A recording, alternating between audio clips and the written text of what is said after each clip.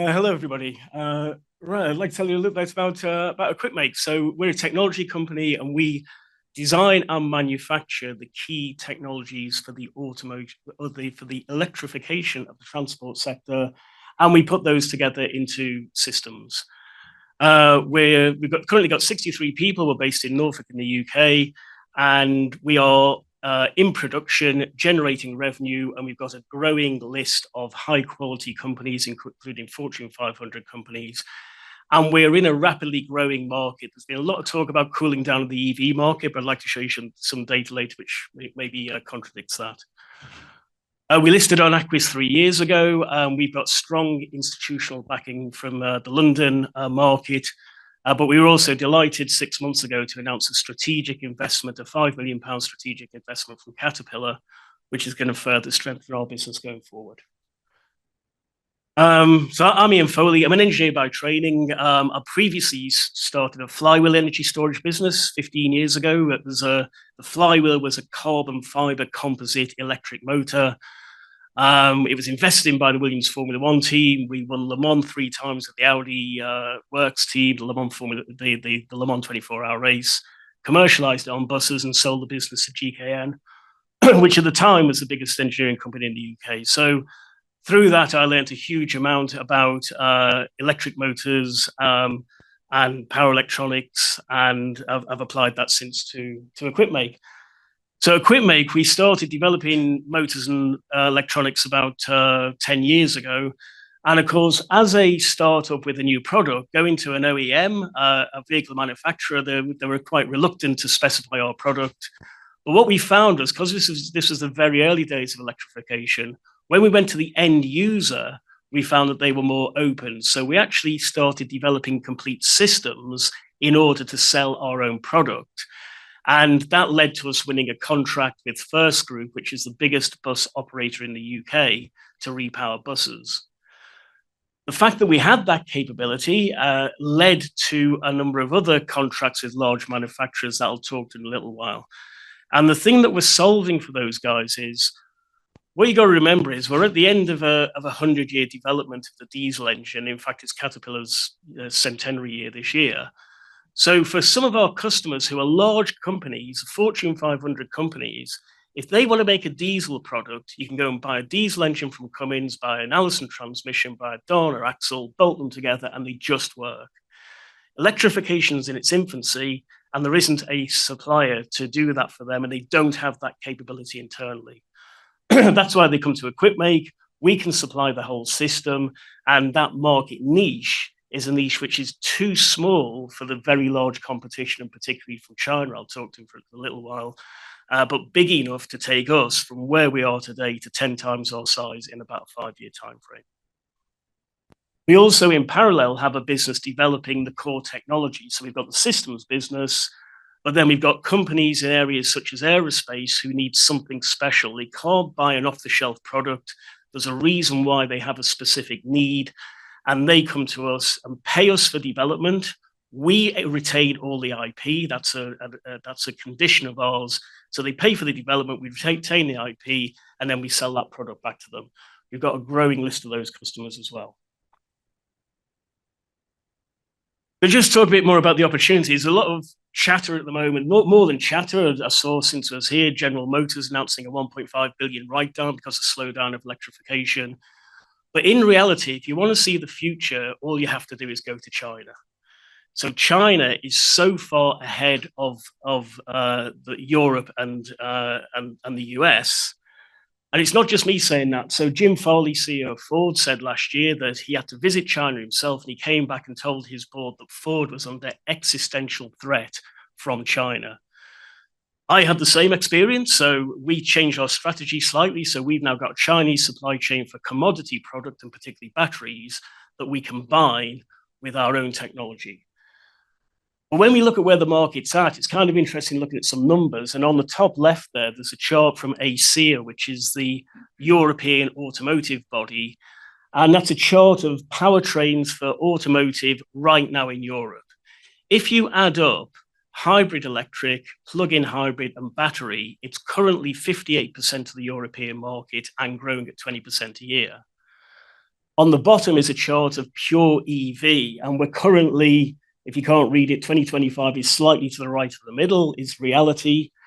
And in reality today, Europe is at 25% battery electric, grown at 20%, and China is over 55%. So I think the big difference with this transformation, technology transformations follow an S-curve. Where are we on the S-curve? China's halfway up. We're just starting. And you don't have to guess what the future is going to be. All you've got to do is go to China the 5 years ahead. That's coming over here. So the question is then, if this is an existential threat for Ford, then how on earth is Equipmake going to manage in this? And the answer is we are targeting these sizable niches, which for us are going to take us from a $5 to $10 million turnover to 10 times that in 5 years, with companies who have technologically difficult products, which are too small for the very large manufacturers to put resources into, but they are ideal size for us. So we've got protection from the threat from China, and actually we can benefit from buying commodity product.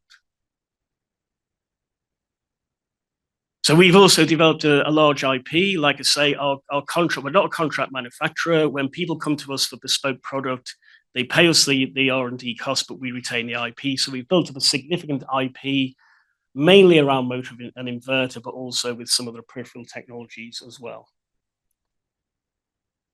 And we're currently, we're revenue generating, and we've got projects in various sectors. Our main sector is commercial vehicle and off-highway. We do supply performance automotive, aerospace and space, and marine. So just looking at our current customer base, we've got companies like Textron, Fortune 500 company. The picture there is for their airside de-icing vehicle. That's been on trial throughout Europe. It's currently on trial, going on trial in Detroit Airport with Delta Airways. We supply the complete drivetrain system, including all the pumping for the de-icing, etc. And on the right-hand side is a fire truck from Rev Group, which I believe is the second largest fire truck manufacturer in the US.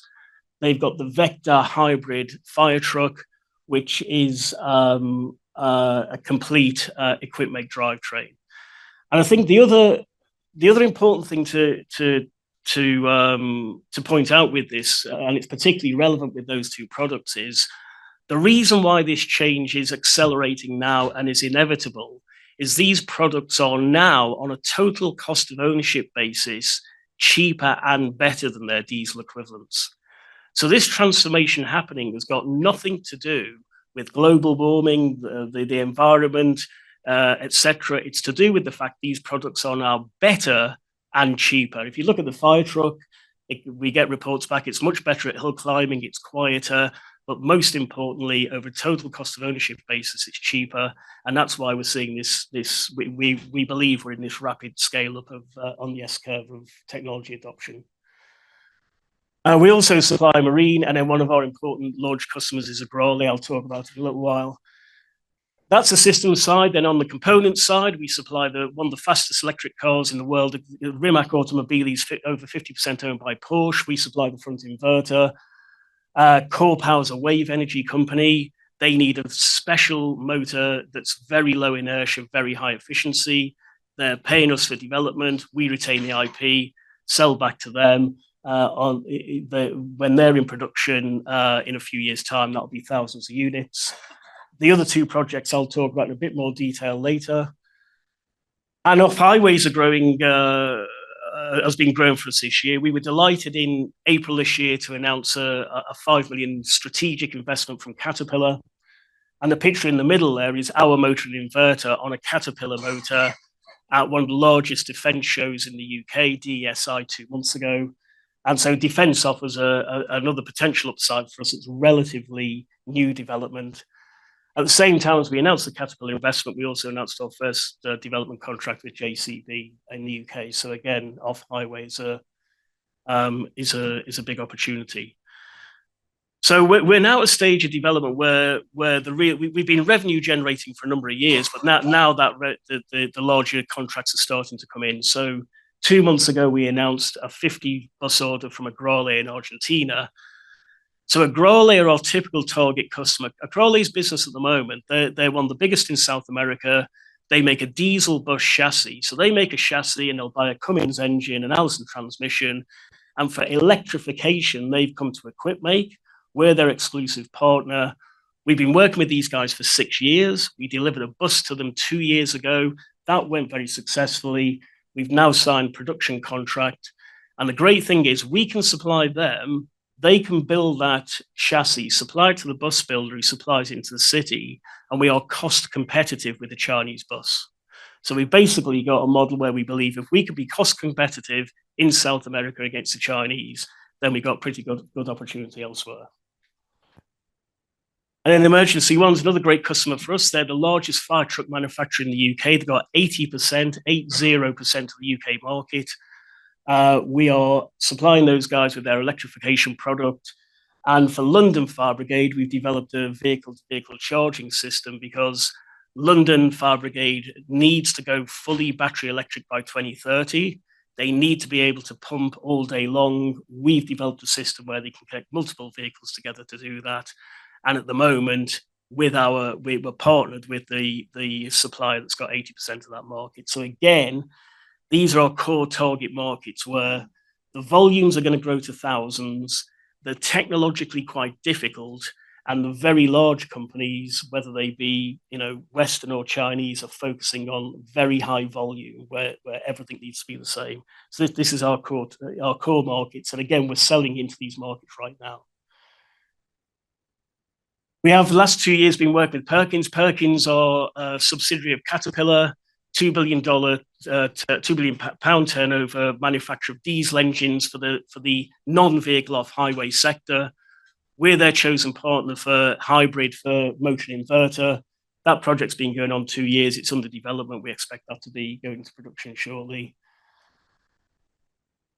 And then H55 are developing what we believe will be the first fully certified, fully commercial electric aircraft.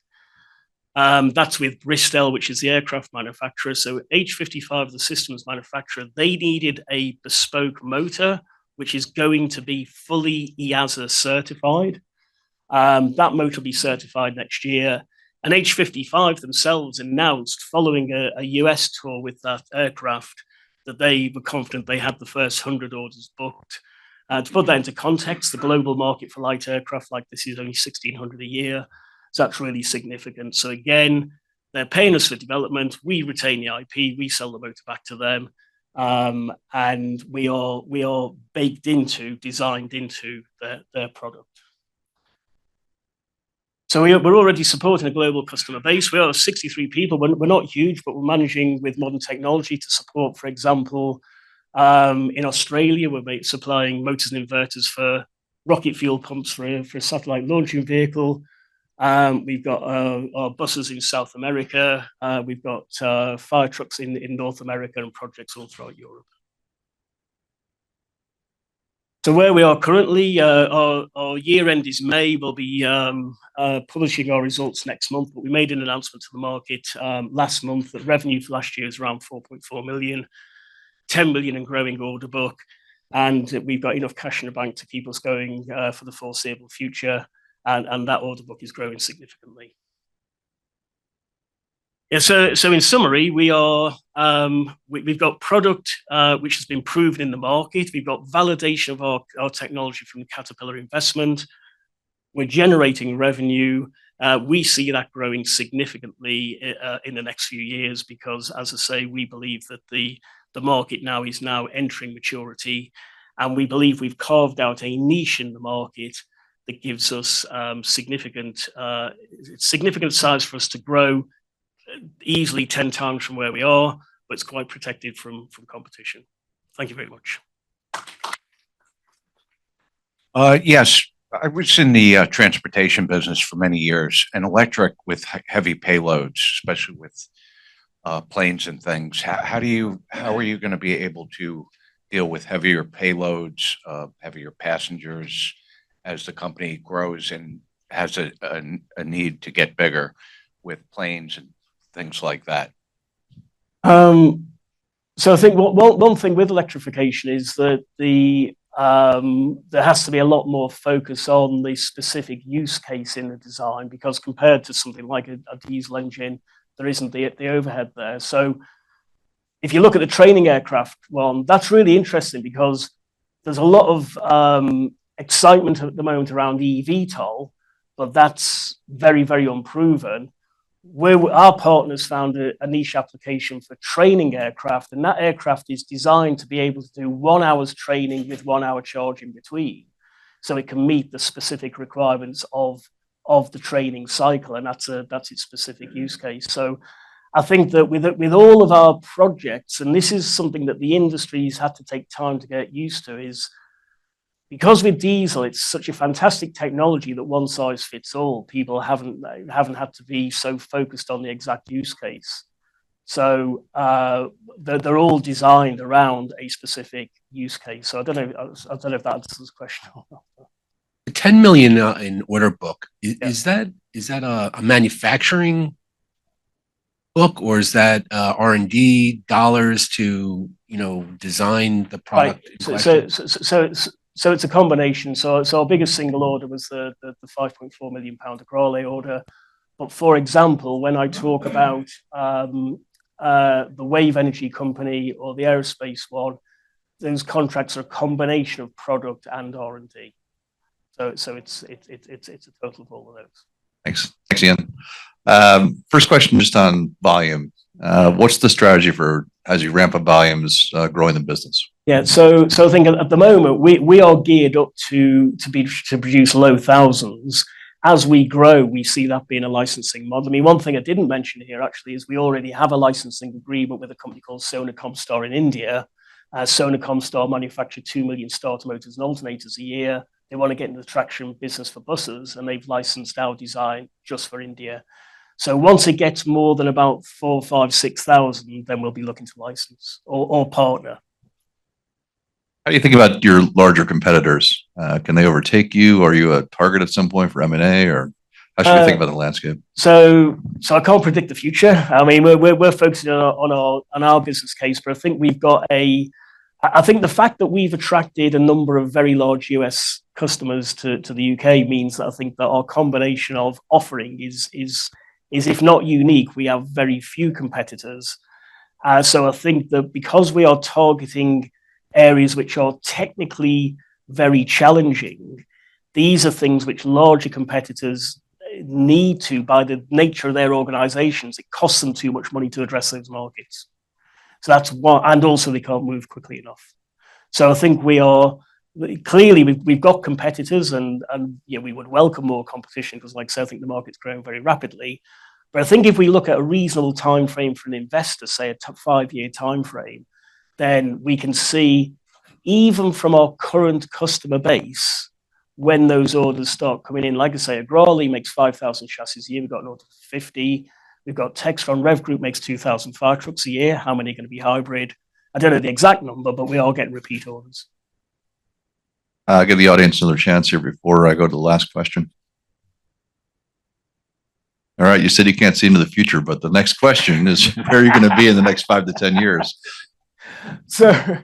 So I think if we look at, if you look at the ticket price, say for a system, let's say, it's in the order of $100,000, then we only have to be selling, say, in the thousand to get from a $10 million to $100 million turnover. So I think to say that I would like to think, and this isn't a forecast, that we could see a way where we can grow 10 times. It's credible based on just expanding orders from our existing customer base without any new customers.